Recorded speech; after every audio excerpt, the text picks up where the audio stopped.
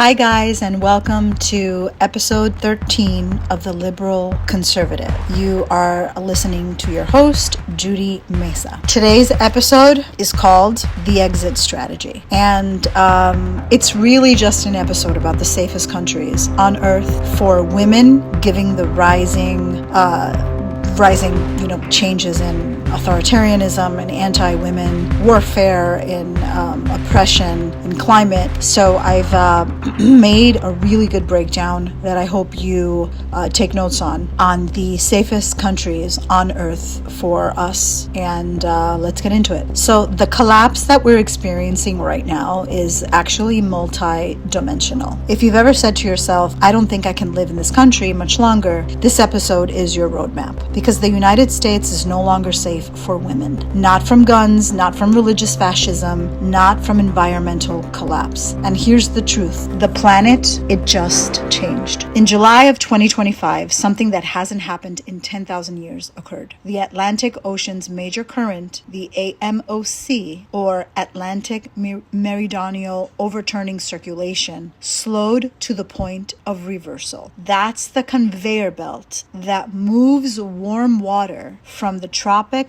up toward Europe and North America, keeping the climate relatively stable. When that circulation breaks down, weather systems collapse. And this isn't hypothetical, it literally just happened. And it changes everything. So in this episode, I am going to walk you through the safest countries on earth for the next 20 years, especially if you're a woman. And we're going to talk about how to get in, what to expect, and how to hedge against the future that's already begun. The new definition of safe. I don't know about you, but for me, safety is no longer just about crime. Here's our new criteria. Climate safety. Will the country survive sea rise, superstorms, drought, and food chain disruption? Women's safety. Of course, are women legally protected, culturally empowered and protected, and free to make choices? Are they autonomous individuals, and are they respected? Freedom from religious fascism. Are laws secular, inclusive, and protective of bodily autonomy? Privacy and surveillance. Are citizens protected from AI-driven surveillance, state control, and digital authoritarianism?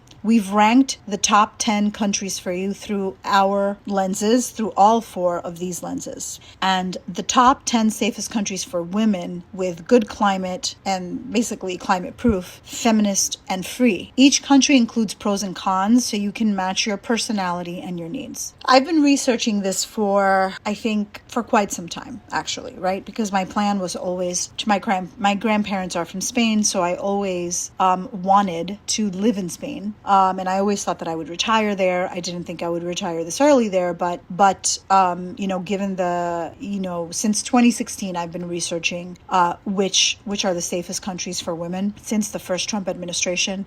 And I have to tell you, and I have to be completely honest, even though some people may not like this answer, but the number one country in my research that kept coming up over and over and over and over and over and over again is Iceland. So that's the number one country, right? So safety rankings that are based on climate resilience, women's rights, and anti-fascism and surveillance freedom.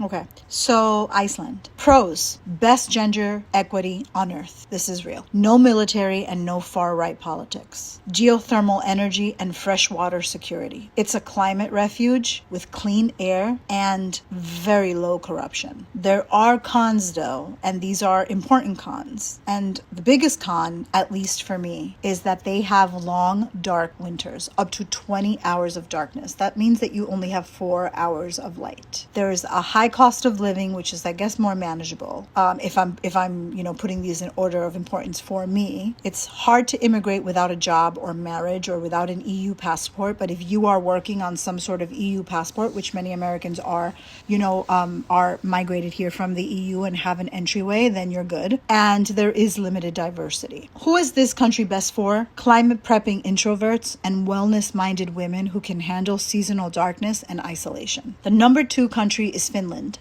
The pros: very progressive, secular, feminist government, high quality public services, climate safe northern location, strong privacy laws, and digital protections. The cons are also that they have very harsh winters and long periods of darkness. The Finnish language is very difficult, and their social culture is quite reserved. Who is it for? Independent women who prioritize education, safety, and emotional peace. Believe it or not, I was very surprised in my research. Uruguay. The pros for Uruguay is that it's a feminist, secular government with strong protections, Southern Hemisphere climate buffer, legal abortion, low crime, no military, easy residence path for people with income. The cons is that Spanish is required, slower public systems, and limited air travel access. Who is it for? Women wanting peace, greenery, and Latin soul without the patriarchy. One of my favorites, New Zealand. Pros, I love Lucinda Ardern, by the way. Pros, or she's not the prime minister anymore, but she was, and she's fantastic. Isolated and peaceful, respected women's leadership history, nature forward, climate resilient, inland areas, civil liberties are very strong. The cons, it's that it's expensive and very hard to immigrate to. There is a slight earthquake risk, and the remote, long travel times. Who is this for? Women seeking calm nature and post-collapse sustainability. Irish, the Ireland.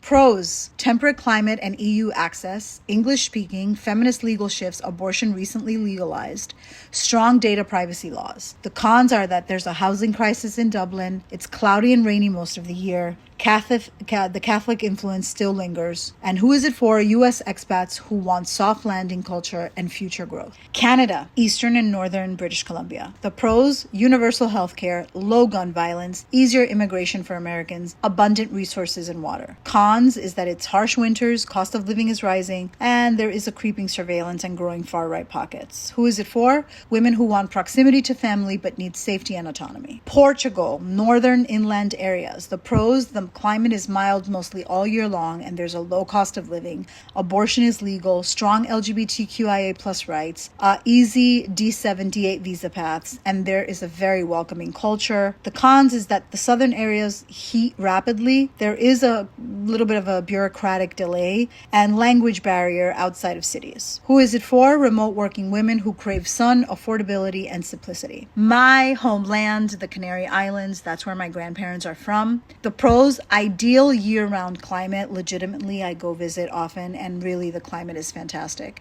Isolated from European fascist trends, low-cost coastal options, Spanish healthcare access, which is great. The cons is that it's remote, there are limited jobs, far from the mainland of Europe, conservative currents rising on mainland Spain. Who is it for? Women who want permanent vacation mode with minimal danger. 9 is Switzerland. The pros: neutral, peaceful, and resource secure, strong privacy culture, stable alpine climate, elite healthcare. The cons, though: ultra expensive, hard immigration pathways, unless you have an EU passport, and conservative gender norms. Who's it for? Wealthy women or professionals wanting fortress level protection. And number 10, but not at all the least, Costa Rica, the Central Highlands specifically. The pros: no military, it's very green economy, strong expat networks and culture, friendly and stable society, and a lot of visa options. The cons: abortion access is restricted, coastal zones face sea level threats, and healthcare is inconsistent in rural areas. Who is this for? Women seeking community, nature, and a slower healing pace. So let's talk about the ocean reversal and what that really means. The AMOC has reversed. And what does that mean? Europe may see freezing winters and sudden droughts. The eastern part of the US will face more megastorms and hurricanes. Central America and Africa may face food collapse. Ocean-based life systems like fish migration are breaking down. And this is not theoretical, it's happening right now. And it means your location matters more than ever. Geography is destiny. Women are the architects of the next world. If you're listening to this, you're already part of the counter movement. The US is in fact collapsing under the weight of patriarchy, greed, and climate denial. But you don't have to go down with it. Start planning now. Make a file, pick your top 3, build relationships abroad. You don't have to be rich to move. You just have to be ready. And remember, women always knew how to survive. It's how will we rebuild. Follow us on Instagram at the Liberal Conservative Podcast. So TLC Podcast. Also, you can listen to this on Spreaker, on iHeartRadio, on Spotify, on the podcast app. So you now know the top 10 safest countries for the next 20 years, measured by climate stability, women's rights, secular governance, and freedom from surveillance. You've heard the pros and the cons. You've heard the truth about AMOC, the reversal of the ocean activity in the Atlantic Ocean, and what happens when ocean currents collapse and governments follow. So here's your next step. Pick 3 countries that speak to your soul. Download your relocation starter kit and start walking, not running, towards sovereignty. Because you don't need permission to leave a broken empire. You need a vision to build your own plan, a powerful plan. But you need a plan. This isn't just about escape, it's about rebirth. And women will lead and rebuild the rebirth of our earth, as we always have and as we were always meant to. Thank you for listening. See you next week.